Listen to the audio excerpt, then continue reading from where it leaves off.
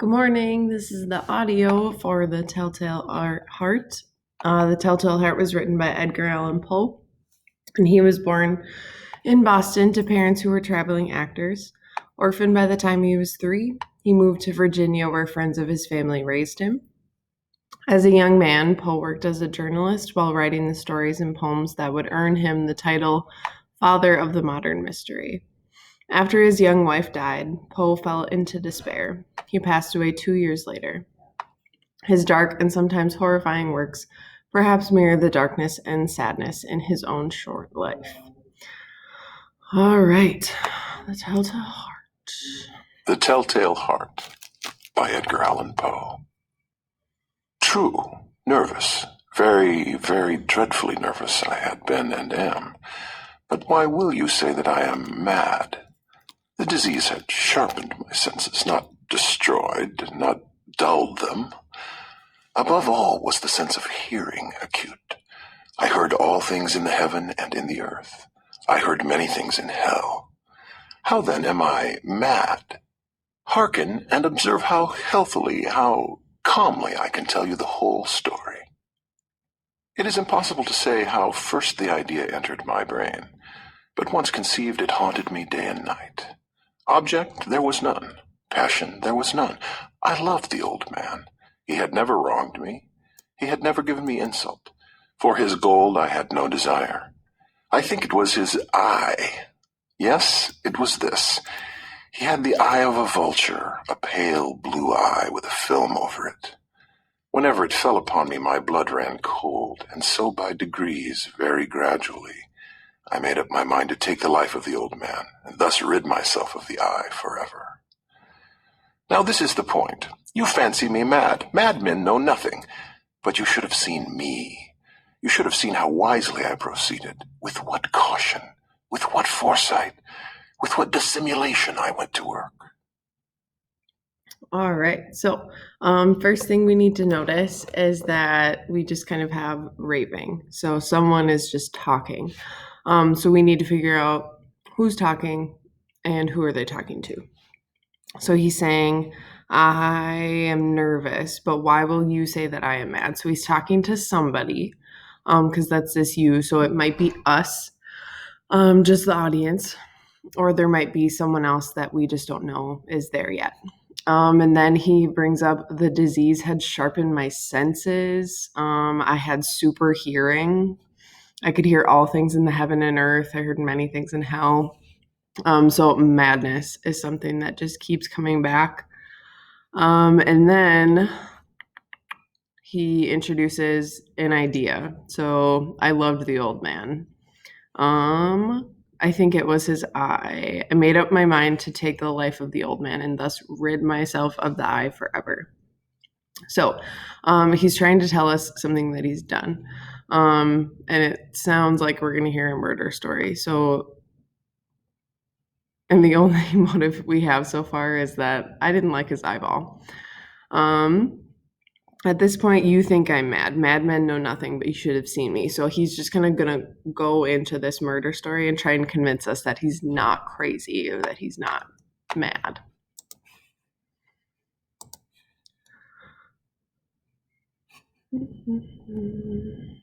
I was never kinder to the old man than during the whole week before I killed him. And every night about midnight I turned the latch of his door and opened it oh so gently. And then, when I had made an opening sufficient for my head, I put in a dark lantern, all closed, so that no light shone out, and then I thrust in my head. Oh, you would have laughed to see how cunningly I thrust it in. I moved it slowly, very, very slowly, so that I might not disturb the old man's sleep.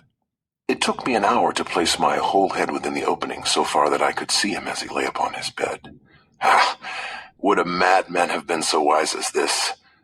And then, when my head was well in the room, I undid the lantern cautiously, oh so cautiously, for the hinges creaked. I undid it just so much that a single thin ray fell upon the vulture eye. And this I did for 7 long nights, every night just at midnight. But I found the eye always closed, and so it was impossible to do the work, for it was not the old man who vexed me, but his evil eye. And every morning when the day broke, I went boldly into the chamber and spoke courageously to him, calling him by name in a hearty tone and inquiring how he had passed the night. So you see, he would have been a very profound old man indeed to suspect that every night just at 12 I looked in upon him while he slept. Upon the 8th night I was more than usually cautious in opening the door. A watch's minute hand moves more quickly than did mine. Never before that night had I felt the extent of my own powers, of my sagacity. I could scarcely contain my feelings of triumph to think that there I was, opening the door little by little, and he not even to dream of my secret deeds or thoughts.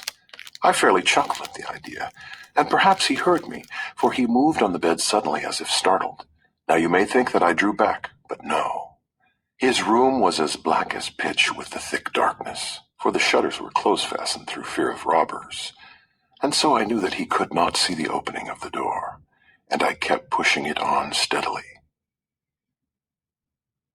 All right, so I went to work. So I was never kinder to the old man during the week before I killed him. So for sure we know the old man's dead. Every night at midnight, I turned the latch of his door, opened it, and then when I had made an opening sufficient for my head, I put in a dark lantern and all closed. So he sticks his head in this guy's room, puts a lantern in there, and then where does it say? I undid the hinges just so much that a single thin ray fell upon the vulture eye. So every time he's like sticking this lantern into the room, trying to see if he can see the guy's eyeball. It was impossible to do the work, kill him, for it was not the old man who vexed me, but his evil eye. So every night he's like, oh, his eye's not open. I can't kill him tonight. He does this for 7 nights. And then the 8th night was different. So now we're getting to actual like timing. And then other things. So he's just really talking to this you person. So would a madmen have been so wise as this? How cautiously I was doing this, how gently. So he just seems, he has a lot of energy and enthusiasm in telling this story and trying to convince the you that he's not crazy. He's talking about his powers again. So he told us about like super hearing at the beginning. All right. So 8th night. I had my head in and was about to open the lantern when my thumb slipped upon the tin fastening, and the old man sprang up in the bed crying out, "Who's there?" I kept quite still and said nothing. For a whole hour I did not move a muscle, and in the meantime I did not hear him lie down. He was still sitting up in the bed listening, just as I have done, night after night, hearkening to the death watches in the wall. Presently I heard a slight groan, and I knew it was the groan of mortal terror. It was not a groan of pain or grief. Oh no, it was the low, stifled sound that arises from the bottom of the soul when overcharged with awe. I knew the sound well.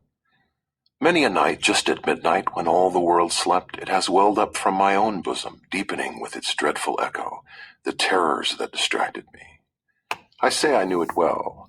I knew what the old man felt and pitied him, although I chuckled at heart. I knew that he had been lying awake ever since the first slight noise when he had turned in the bed. His fears had been ever since growing upon him. He had been trying to fancy them causeless, but could not. He had been saying to himself, "It is nothing but the wind in the chimney. It is only a mouse crossing the floor." Or, "It is merely a cricket which has made a single chirp." Yes, he has been trying to comfort himself with these suppositions, but he had found all in vain, because death, in approaching him, had stalked with his black shadow before him and enveloped the victim. And it was the mournful influence of the unperceived shadow that caused him to feel, although he neither saw nor heard, to feel the presence of my head within the room.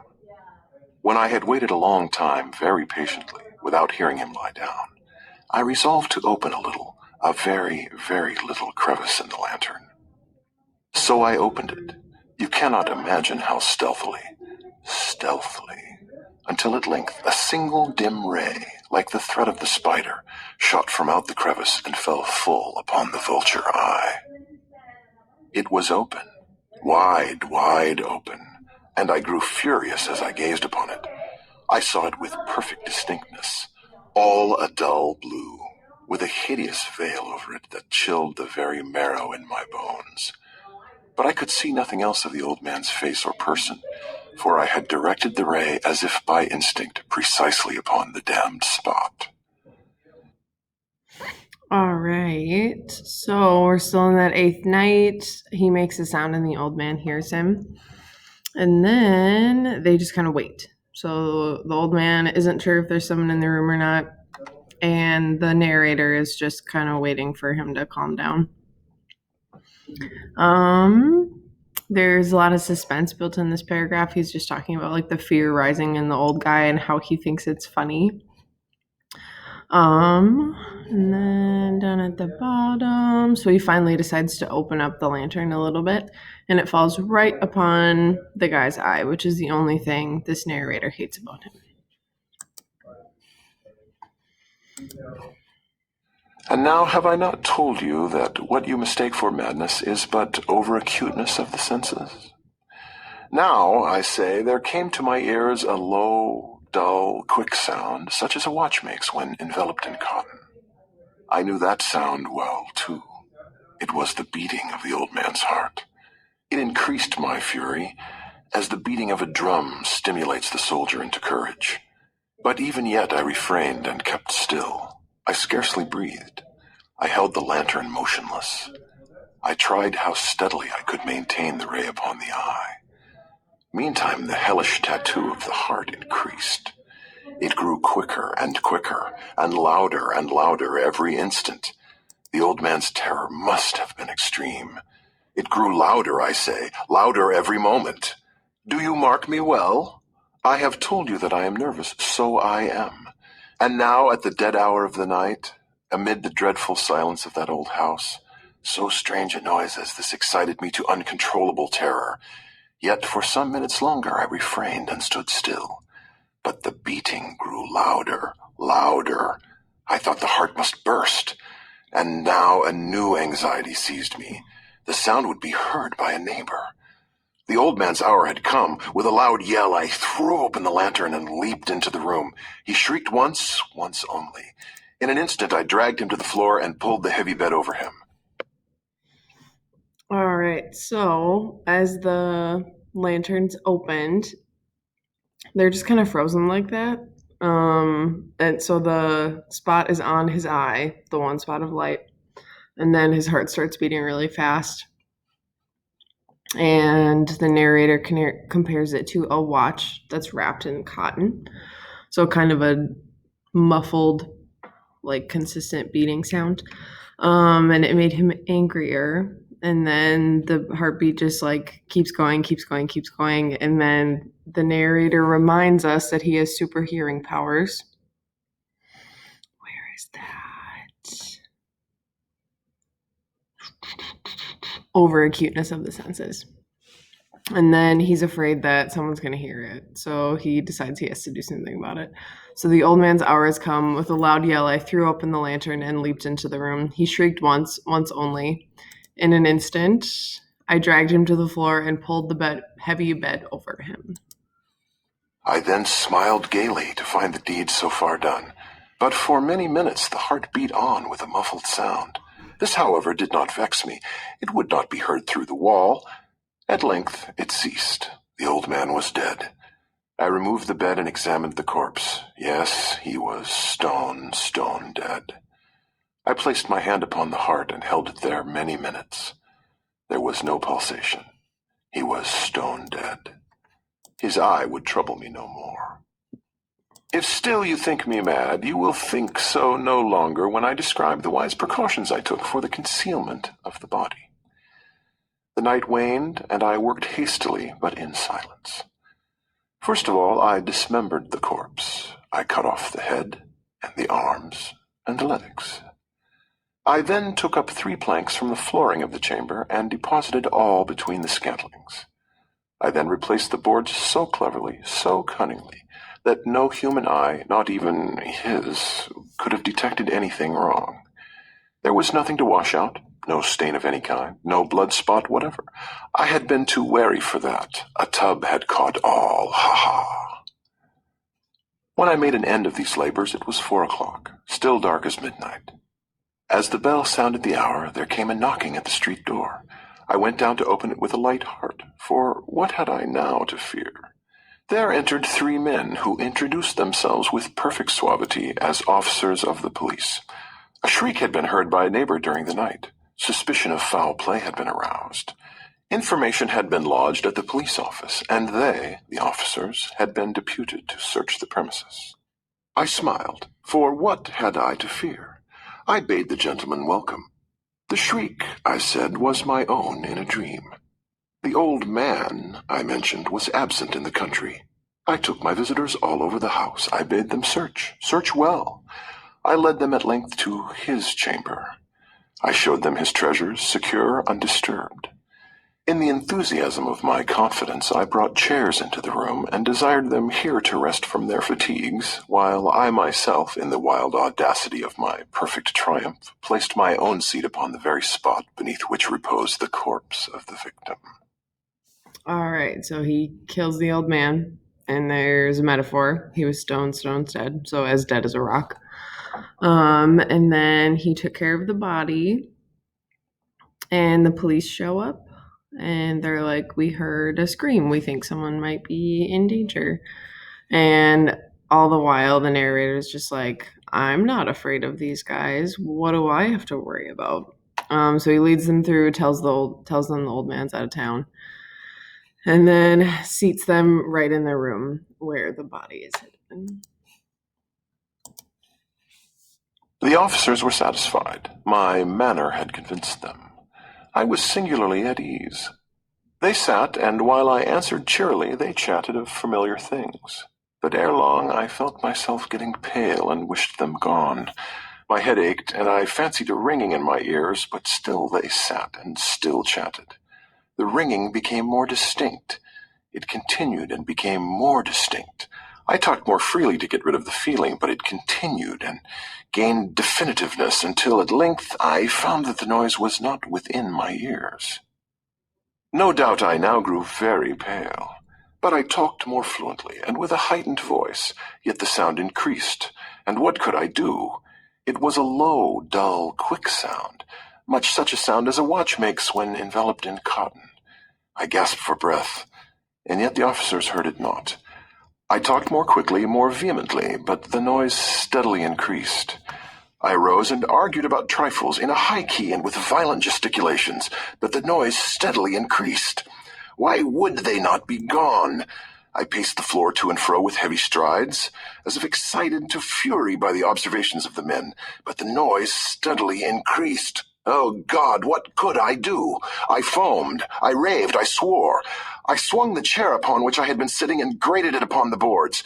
But the noise arose over all and continually increased.